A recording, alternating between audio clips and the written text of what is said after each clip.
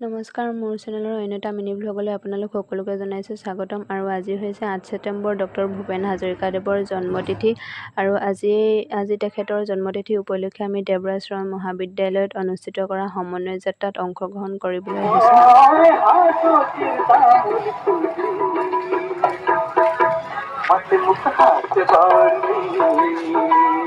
দেৱৰাজ ৰয় মহাবিদ্যালয়ৰ পৰা আমি আহি পাই গ'লোহি আমাৰ কলেজ। আৰু আমাৰ কলেজতো আজি সৰুকৈ অনুষ্ঠিত কৰিছিলে, কিন্তু আমি তাত নাথাকি ডাইৰেক্ট ৰুমলৈ আহিলোঁ, যিহেতু আমি বহুত ভাগৰুৱা হৈ আহিছিলোঁ।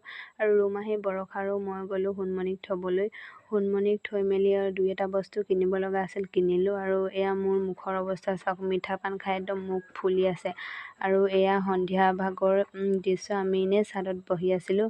আৰু ভিডিঅ'টো ইমানতে সামৰণি মাৰি দিছোঁ। আপোনালোকে যোনে মোৰ চেনেলটো ছাবস্ক্ৰাইব নাই কৰা কৰি ল'ব, আৰু লাইক কমেণ্ট শ্বেয়াৰ কৰিব। বাই।